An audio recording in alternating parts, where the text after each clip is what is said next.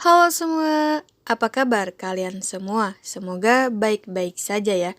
Mimin lanjut alur cerita drama yang masuk season 3 di tahun 2021 ini. Drama termakjang The Penthouse season 3 untuk episode satunya. The Penthouse episode 1 diawali runtuhnya patung di puncak bangunan penthouse dan di bawahnya ada seseorang mayat laki-laki. Apakah hanya mimpi atau memang bagian dari scene misterinya? Ya sudahlah, kita tinggalin dulu guys. Kita berpindah ke kehidupan Jodante di dalam penjara. Dia yang sedang tidur di penjara yang kotor. Salah seorang dari tahanan menyarankannya untuk pindah ke penthouse-nya penjara, di mana tempatnya lebih bersih, asalkan ada uang saja. Tak jauh beda kehidupan Kyujin, istrinya, dan Kang Mari di penjara, di mana mereka lah yang jadi orang yang tertindas. Mereka harus jadi pelayan siapa yang kuat di dalam sel mereka. Sedangkan Sojin masih mendapatkan hak istimewanya dengan kunjungan di waktu yang lama dengan pengacaranya. Dia pun mendapat informasi kalau yayasannya sekarang sudah dijual oleh ibunya kepada Sim Suryeon. Kita berpindah scene ke Sim Suryeon dan Seokhyung. Mereka sedang berbincang tentang masa depan Seokhyung. Sim Suryeon menyarankan kepada anaknya agar melakukan sesuai dengan kebahagiaannya. Tidak perlu dipaksa, tapi nampaknya Seokhyung kurang menyukai saran dari ibunya. Setelah itu, Berona dan Sekhun pun ikut bergabung dengan mereka. Seokhyung terlihat cemburu dengan perhatian Sekhun dan ibunya kepada Berona. Di WC, Berona mencoba mengembalikan uang Sim Suryeon kepadanya. Di sana, Sim Suryeon menyarankannya untuk jangan menyerah kepada mimpinya dan supaya sukses menjadi seorang vokalis yang terkenal. Dan di sana ternyata ada Seokhyung yang lagi mendengarkan dan terbakar api cemburu dengan ibunya kepada Berona. Di dalam penjara, Hyun Chol di tengah malam mempersiapkan sikat giginya untuk dijadikan senjata. Tentunya ini bakalan dia gunakan untuk balas dendam kepada Jodante. Jodante pun pindah ke sel ke tempat penthouse-nya penjara, di mana dia ternyata satu sel dengan Kyujin dan Hyun Chol. Tentunya sudah ada yang menjadi bos di dalam sel tersebut, dan Dante menolak untuk mematuhinya karena dia telah membayar mahal untuk pindah ke tempat ini. Dan Dante pun pingsan setelah sekali dipukul oleh si bos. Begitupun dengan Sojin, dia tidak mendapatkan hak istimewanya lagi. Dia tidak mendapat kunjungan dari pengacaranya lagi, membuatnya begitu kesal. Sojin pun diminta bernyanyi oleh bos selnya, tapi sayangnya dia menolaknya. Karena dia berpikir suaranya tidak untuk sembarangan tempat. Dan akhirnya dia pun jadi bahan pelampiasan dan si nenek lampir nurut juga buat bernyanyi. Di luar negeri, Logan Lee bertemu dengan seseorang, di mana dialah yang dijebak dengan nama Baek Junki, serta namanya diambil oleh Jodante, serta kedua orang tuanya dibunuh dan dibawa semua aset-asetnya. Di dalam sel, tibalah saatnya Hyun Chul menjalankan aksinya untuk membunuh Jodante, tapi sayangnya dia tidak berhasil. Dan beruntung, bos selnya membantu Hyun Chul dengan membalikkan fakta kalau Dante lah yang membuat ulah. Dengan komandanya bos selnya, Jodante kembali jadi bulan-bulanan mereka. Si bos memperingatkan Hyun Chul supaya menahan diri terlebih dahulu sampai waktu yang tepat. Menurut Mimin sih, si bos adalah orang suruhan Logan Lee yang sengaja diutus untuk target Jodante. Dia pun mencoba mencekik Jodante di tempat pemandian dan orang-orang yang di sana tidak ada yang membantunya serta mengarang dengan kejadian sebenarnya di mana Jodante lagi-lagi dibully. Dante menemui sekretarisnya. Dia baru mengetahui bos di selnya kalau dia bernama Bang Chisun, yang dia berpikir kalau dia adalah orang suruhan Logan Lee karena dia menargetkan Jodante dan secara sukarela masuk sel. Bogo Jodante namanya kalau tidak mempunyai rencana.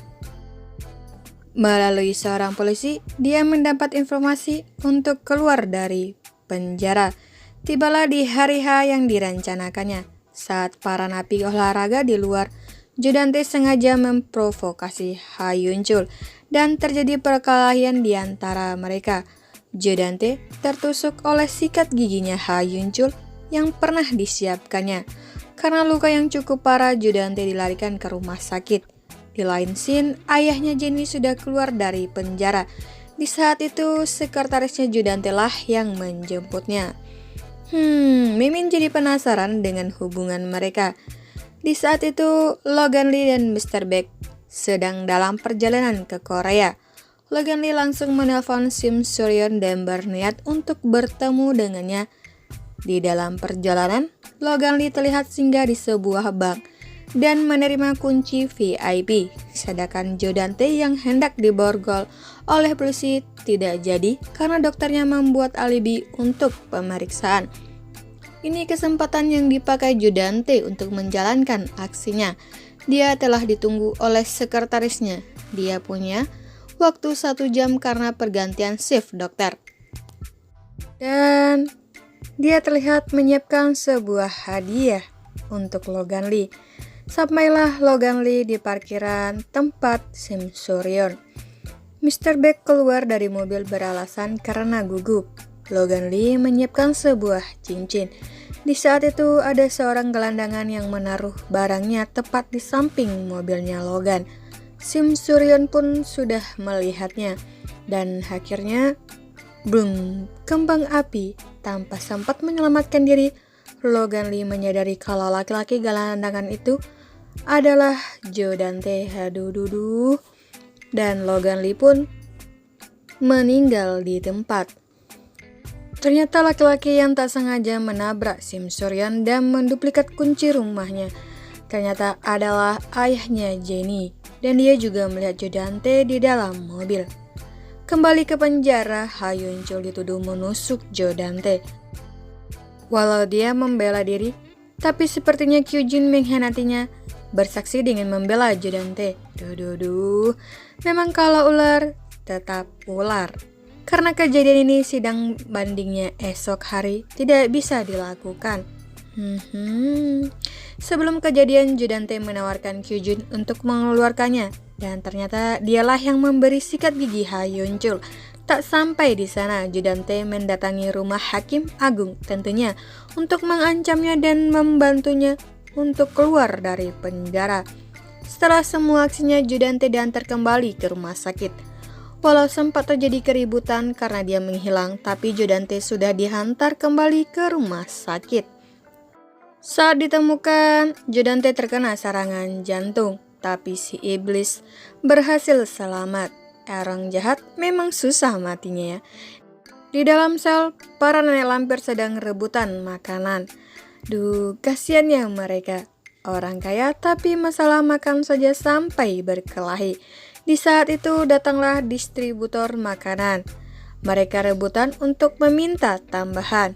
Dan ternyata dia adalah Oh Yun Hee. Dan Oh Yun Hee pun tidak mau memberikan kepada Seojin. Dia menanyakan apakah Seojin yang membunuh Logan Lee, karena Logan Lee sudah meninggal.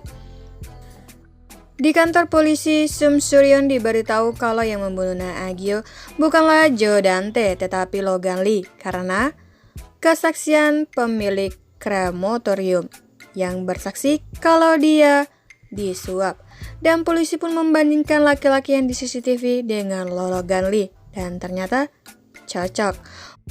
Walaupun Sim Suryon mengatakan kalau Logan Lee sudah meninggal dan dia dibunuh oleh seseorang, dan dia berusaha untuk mengarahkan kepada Jodante, tetapi Jodante mempunyai alibi karena dia terkena serangan jantung di saat ledakan itu terjadi.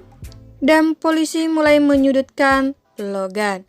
Di rumah sakit, Jodante merasa senang dengan berita kalau kasusnya akan diselidiki ulang dan Logan Lee yang menjadi tersangkanya. Di saat itu datanglah orang-orang bawahan Hakim Agung dan mengatur untuk kebebasannya.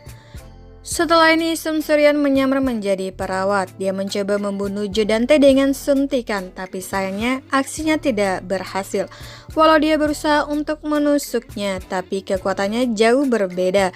Sum Suryan tidak berhasil dan dia dibawa keluar oleh petugas.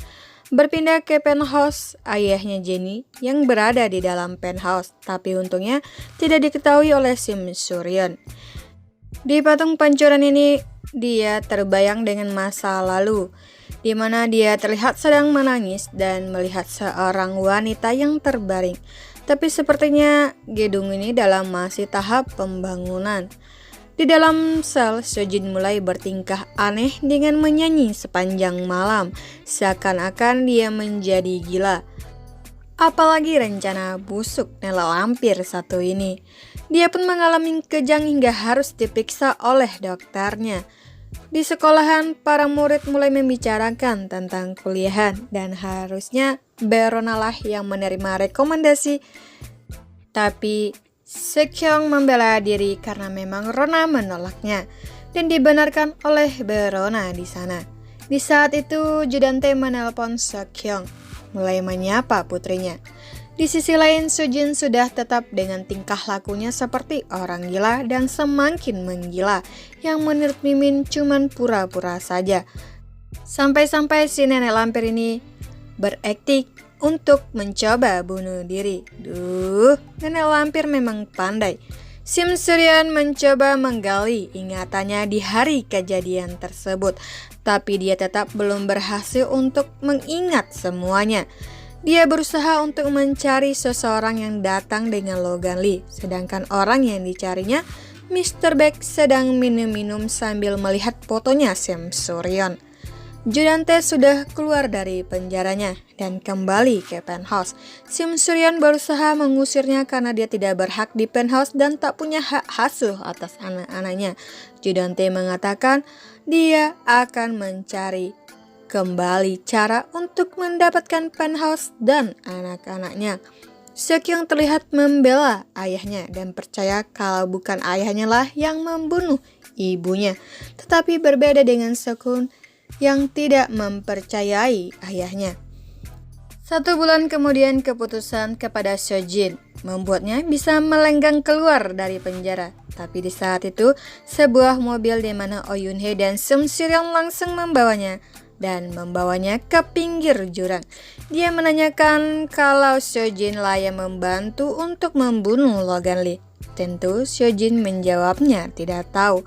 Tanpa ragu, Sum Suryan mendorongnya hingga terjatuh ke dalam jurang yang di bawahnya air yang sangat deras. Cian, gimana nasib si Nela lampir ini? Oke deh, sekian dulu alur cerita The Penthouse Season 3 untuk episode 1-nya. Bye-bye.